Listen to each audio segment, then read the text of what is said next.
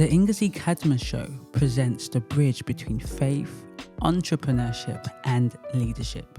My name is Ngozi Cadmus, and I'm a mental health and leadership expert. I represent the average woman and equip women of faith to walk in their divine calling, master their thoughts, and love themselves so that they can level up spiritually, mentally, and financially.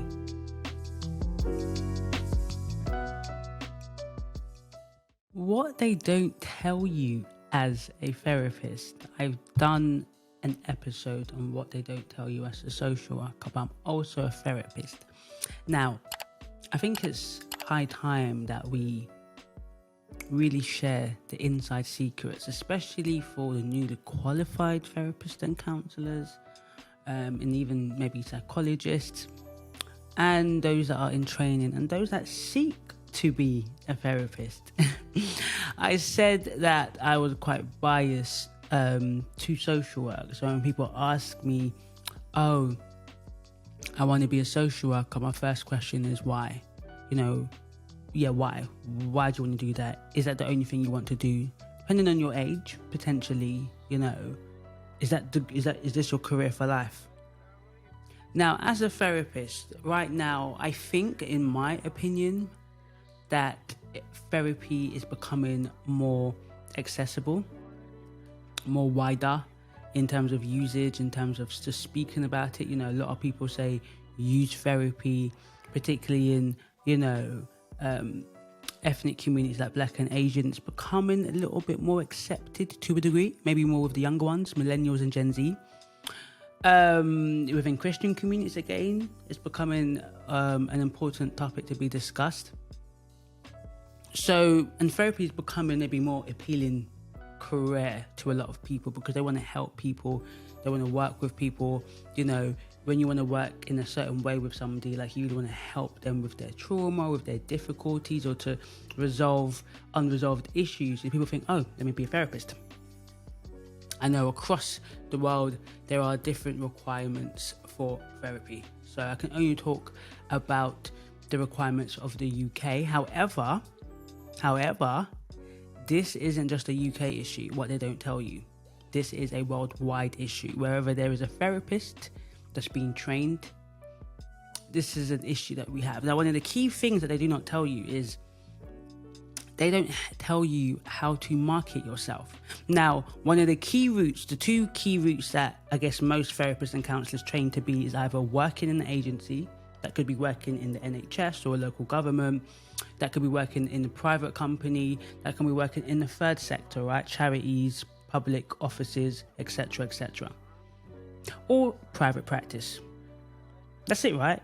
And then you might have an alternative option over, let me become a lecturer or a tutor. But most lecturers and tutors, from what I understand, all have a private practice. They can't just do that on its own. They all have a private practice as well. One, to maintain your registration as a therapist, right? But they don't tell you how to market. What do I mean?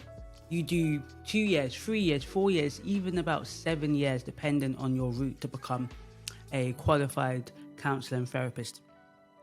And if you don't want to become employed, or you don't want to work for an agency, because honestly, it really ain't that much money. And I know it's the same in the States and in Canada, because I see the complaints on social media. The alternative is kind of becoming your own boss, right? Private practice, setting up your independent practice, having clients who pay you directly. They don't pay someone else that pays you. Or you might be an employment assistance program and worker, meaning that a company pays you to work with employees that come from another company that they're doing business with. So that could be it. So the thing about private practice, right, that can be varied. What does that mean? It could mean that you have your own practice, you're a sole practitioner. That's it. It could mean you run a business with lots of practitioners under you. It could mean that you just do so many different things. You provide courses and training. Like, private practice can be widened, but traditional private practice is you seeing clients and they pay you and you kind of own your own time, right? But they don't teach you how to do that. they teach you what it is to be a therapist, which is hands down absolutely essential and important.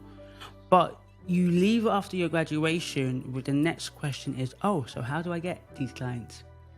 How do I put myself out there? How do I attract these clients? Do I go into these databases, these directories? Do they still work? They do. But you are competing with so many other people, right? You know, what are my specialisms? Am I generic? Do I work with all types of issues, or are there specific issues that I should be known for?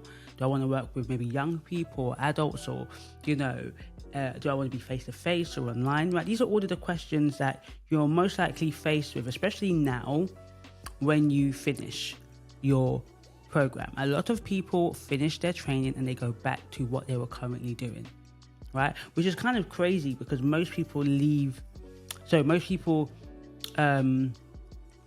train to be a therapist to kind of leave what they're currently doing, right?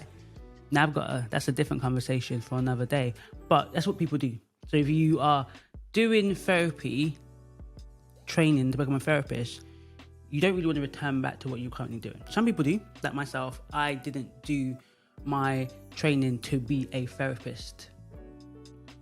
Yeah, didn't do that to do that. So when people ask me how have I gained my success, how I gained my wealth, how I gained all of this, it ain't being a therapist. It's utilizing the skills as a therapist and a social worker to create a business around those skills, right? Monetizing my healing gifts, but not being a therapist by itself. I don't know really any therapist unless you become a celebrity type therapist, or you really build your social media and become like a more public figure, influencer therapist, which there's quite a few of them now, or you do groundbreaking research, you do something that makes you prominent, that gives you notoriety, then yeah, maybe at that point, you know, you make a lot of money because you can charge a lot of money now for your status, or you're speaking around and you're being paid to train, and that's where you're making your money. But if you're just a therapist that gets the normal 50, 60, maybe even £100 per session, yeah, you live good, you live comfortable. But I guess with the prices of the living going up and inflation going up, I'm not sure how comfortable you will be in this day and age unless you've got all of your bills near enough paid for. So the reason why I say this is because I just spoke to someone who just said, you know, she wants to really focus on her private practice and leave her current job. But, you know, she's trying to work on how to get clients. That's what I always say. I'm trying to work on how to get clients. You know, how do I get clients? Right? How do I market myself? How do I establish a niche? How do I become an expert in an area? And these are the things they teach you. They made even one class on that, and maybe that's not their role, because that isn't their role. Your university, your college, your institution's role is to teach you how to be a therapist, not to teach you how to market yourself as a therapist. And I think that is what you don't know. So when you are saying, oh, I want to be a therapist, right? I tell a lot of my clients to start at least within a year and a half before they conclude, depending on how long your program is. Start promoting yourself, start putting yourself out there on social media, building a following. Because the worst thing is that when you now complete your program, you're like, okay, I'm ready. I've got my insurance. I've set up my supervision. Maybe you've got your room. And then now you're looking for clients. And now you're like, oh my gosh, I need clients, because you need it for your registration to renew that. You need it because you want to make money. You need it because you did all of this work, and clients give you that level of validation that, oh my God, I can get a client that pays me. I can help them with a lot of counseling and therapy to become. You do a lot of free work. So it's not until you start getting paid either in employment or via clients that you start making money. So they don't tell you this. And I'm here to tell you that do not wait until you finish your course to begin to do that. I would even advise, you spend so much money to become a therapist, right? You spend so much money, but you don't know how to run a business. That's point blank, period. Many therapists are running their business personally. Their bank accounts are the same as their personal accounts. They have unlimited liability, which basically means if something happens to their business, if they get sick and they can't work, they're not able to pay things, like they will have to pay it, right? They're not protected. They're not being tax efficient. You know, all of these things, they're the admin, they're everything. And I think the biggest thing is you become a slave to your clients, right?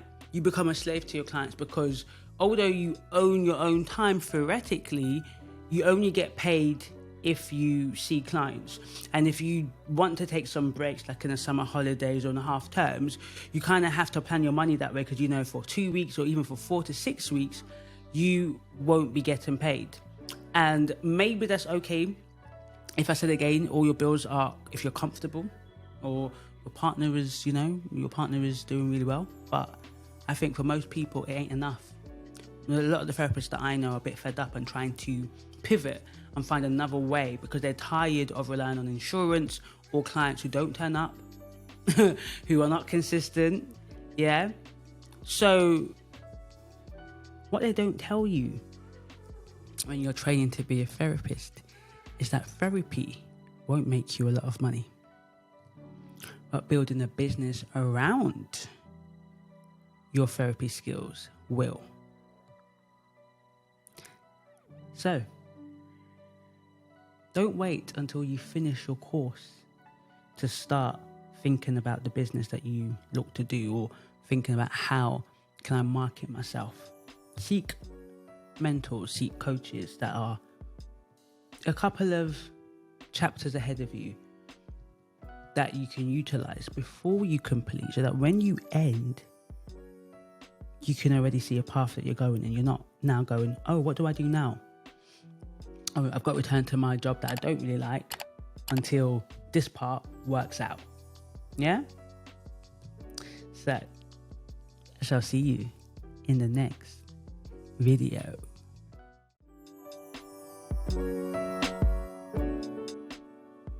Ooh, what an amazing show. If I may say so myself. Well, thank you for listening to the Ngozi Cadmus Show podcast. So, for all of you women of faith and all of you women who are listening week after week and resonate with what I'm talking about, feel lost, feel uncertain, know they're called for something greater, but they're currently stuck in what is comfortable. They're stuck in the familiar. And you honestly want to get out of that. You want to be all that God has created you to be. Sis, I got you covered. Yeah? I've got an amazing mentorship that I provide to women of faith like yourself to help them level up, essentially equip them with the skills that they need to fulfill their assignment on earth, and to shift their mindset, have a complete metanoia, have a complete transformation. So if that sounds like something you're interested in, click the link on the website and follow the instructions, and I can't wait to see you in the community. So like, share, subscribe. That's YouTube. But for the podcast lovers, download it, share it, tweet it, review it, all of that good stuff, and I shall see you in the next podcast.